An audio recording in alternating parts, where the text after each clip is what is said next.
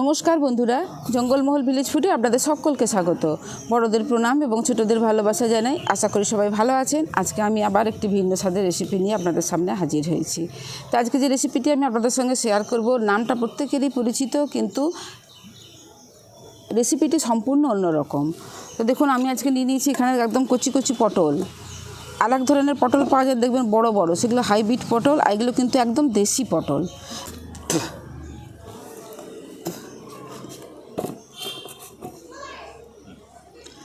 তো কচি কচি দেশি পটল নিয়ে নিয়েছি।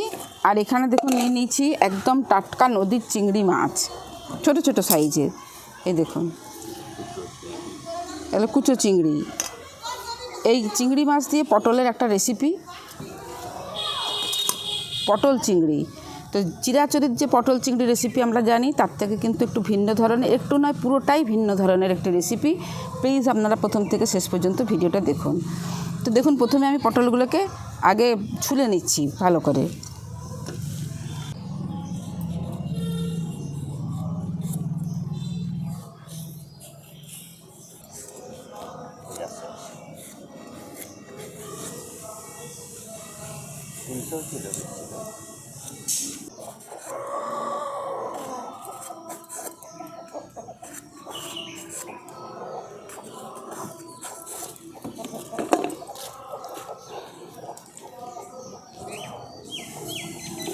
দেখুন, পটলগুলোকে সব আমি ভালো করে ছুলে নিয়েছি। এরপর পটলগুলোকে ভালো করে ধুয়ে নিচ্ছি।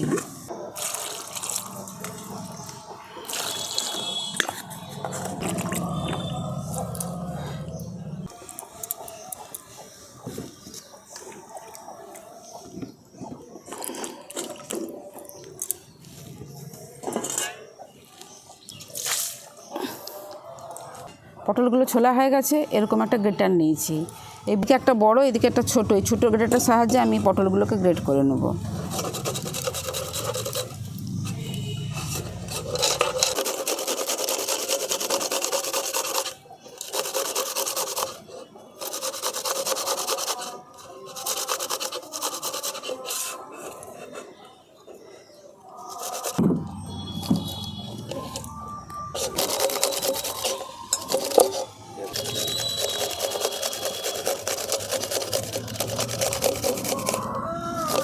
পটলগুলো যতটা সম্ভব কচি হলে খুব ভালো হয়।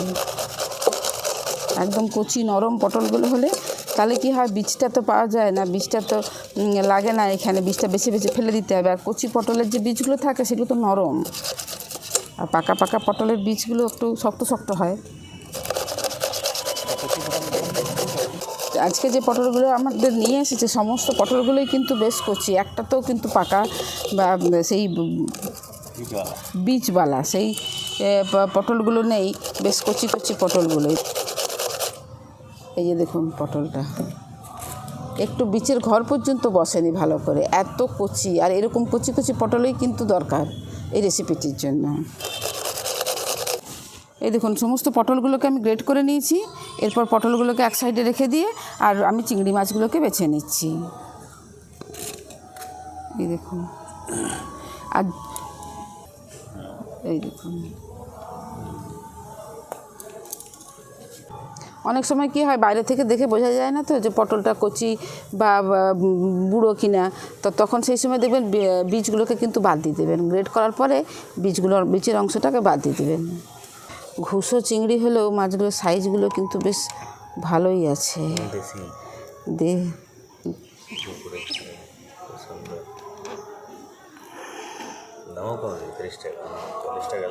দেখুন, চিংড়ি মাছগুলোর আমি ভালো করে খোসা, যতটা সম্ভব খোসাগুলোকে ফেলে দেওয়ার চেষ্টা করবেন, তাহলে গিয়ে কিন্তু এই রেসিপিটির টেস্ট ভালো হয়। দেখুন, চিংড়ি মাছগুলোকে আমি বেছে নিয়েছি, পরিষ্কার করে বাছা হয়ে গেছে। এরপর এই রেসিপিটির জন্য একটা মশলা বেটে নেব। দেখুন, আমি এখানে বেটে নেব সর্ষে আর দুটো কাঁচা লঙ্কা নিয়েছি, আর দুটো শুকনো লঙ্কা। এগুলোকে সব আমি একসঙ্গে বেটে নেব, অল্প একটু নুন দিয়ে।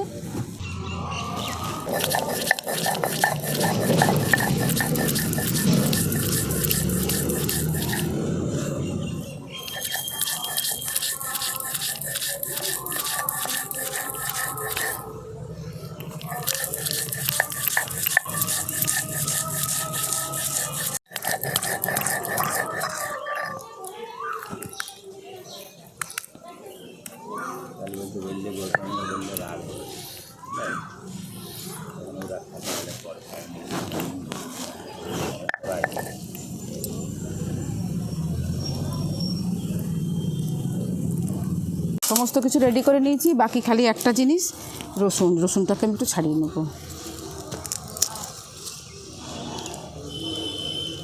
খুব চটজলদি একটি রেসিপি, যে রেসিপিটি আপনারা গরম ভাতে ডালের সাথে দুর্দান্ত লাগবে খেতে। আর এই রেসিপিটি যদি একবার খান, ওই যে পটল চিংড়ি অনুষ্ঠান বাড়ির স্বাদের পটল চিংড়ি খাওয়া কিন্তু ভুলে যাবেন, এইভাবে যদি পটল চিংড়িটা বানিয়ে একবার খান।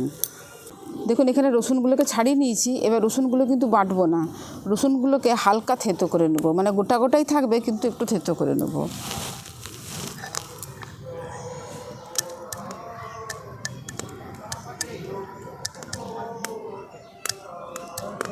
দেখুন রসুনগুলোকে বাটা নয়, কিন্তু এরকম একটুখানি থেতো করে নিতে হবে। সমস্ত কিছু রেডি করে নিয়েছি, উনুনটাও ধরে নিয়েছি, এবার কড়াটা বসিয়ে দিচ্ছি। দিয়ে দিচ্ছি সর্ষের তেল। তেলটা গরম হয়ে গেছে, এরপরে আমি বেছে ধুয়ে রাখা চিংড়ি মাছগুলো দিয়ে দিচ্ছি। প্রথমে চিংড়ি মাছগুলোকে ভেজে নেব।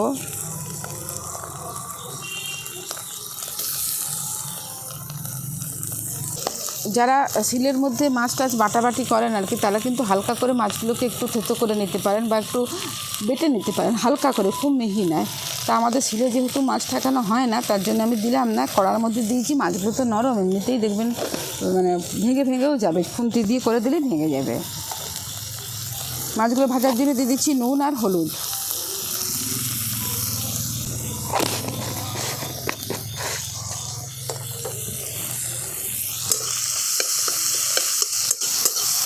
দেখুন ভাজতে খুন্তি দিয়ে এরকম করে দিলেই মাছগুলো মানে আধ ভাঙা হয়ে যাবে।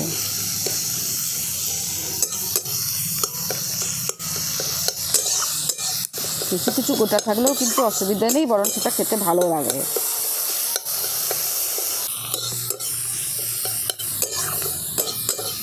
দেখুন খুব হালকা করে আমি কিন্তু মাছগুলোকে ভেজে নিয়েছি। আর মাছগুলো দেখুন সবগুলোই গোটা নেই, আবার কিছু গোটা আছেও, তাতেও কিন্তু অসুবিধা নেই, বরং এগুলোতেই বেশি ভালো লাগে খেতে। এরপর মাছটাকে আমি তুলে নিচ্ছি।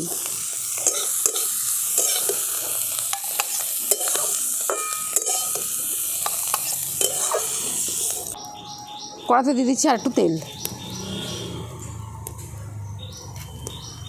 ফোড়নে দিয়ে দিচ্ছি কালো জিরে, থেতো করে রাখা রসুন, দুটো শুকনো লঙ্কা।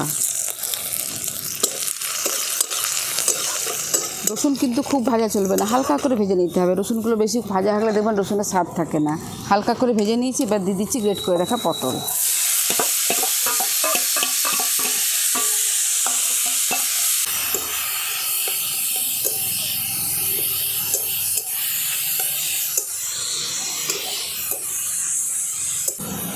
দেখুন পটল থেকে কত জল বেরোচ্ছে, দেখুন এই যে পটলটাকে নেড়ে জলটাকে শুকনো করে নিতে হবে। আমি তার মধ্যে দিয়ে দিচ্ছি, পটলের মধ্যে দিয়ে দিচ্ছি পরিমাণ মতো নুন। খেয়াল রাখতে হবে চিংড়ি মাছেও নুন দিয়েছি, সর্ষেটা বাটার সময়ও কিন্তু নুন দিয়েছি, সেই পরিমাণ মতো নুন দিতে হবে। আমি সামান্য একটুখানি নুন দিয়ে দিচ্ছি। অল্প একটুখানি হলুদ।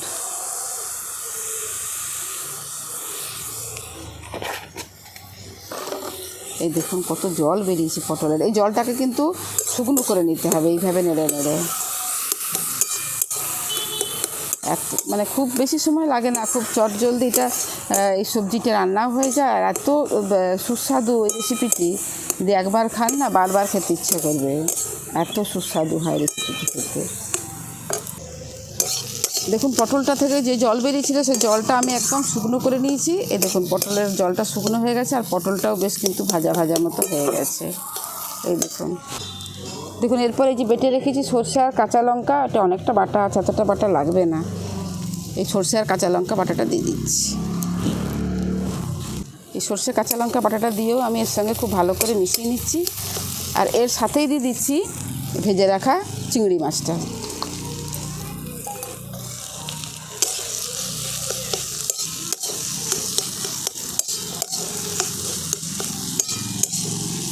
দেখুন একটুও কিন্তু জলের ব্যবহার করব না।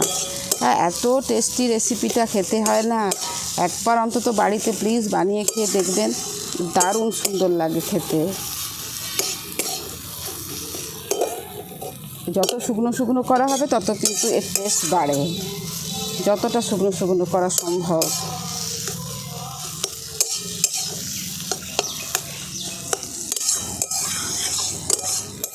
দেখুন সমস্ত কিছু একসঙ্গে খুব ভালো করে ভাজা ভাজা করে নিয়েছি। আর রেসিপিটি দেখুন কত সুন্দর দেখতে লাগছে। এরপর এটাকে আমি নামিয়ে নিচ্ছি।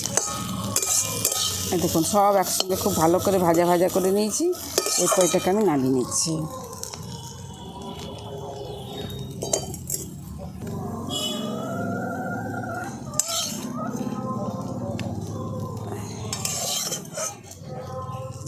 দেখুন কত সুন্দর দেখতে লাগছে রেসিপিটা, আর এত সুস্বাদু হয় খেতে, না বাড়িতে বানিয়ে খেয়ে দেখলে বিশ্বাস করতে পারবেন না।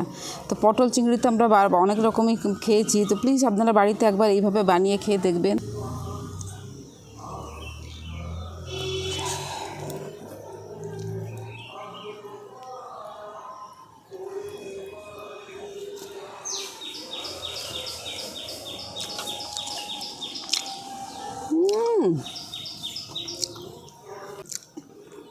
সুপার হয়েছে খেতে, সুপার, মানে না আপনারা বানিয়ে খেলে বিশ্বাস করতে পারবেন না, এত টেস্টি হয়েছে রেসিপিটা খেতে। তো আজকের রেসিপি আপনাদের কীরকম লাগলো অবশ্যই আমাকে কমেন্টে জানাবেন। ভালো লাগলে জঙ্গলমহল ভিলেজ ফুড চ্যানেলটিকে লাইক, কমেন্ট, শেয়ার করবেন এবং প্লিজ সাবস্ক্রাইব করে দেবেন। পাশে থাকা বেল আইকনটি প্রেস করবেন সবার আগে নোটিফিকেশান পাওয়ার জন্য। প্রত্যেকেই ভালো থাকবেন, সুস্থ থাকবেন, সাবধানে থাকবেন। আজকের ভিডিওটা আমি এখানেই শেষ করছি। আবার আপনাদের সঙ্গে দেখা হবে পরবর্তী আরেকটি ভিডিওতে।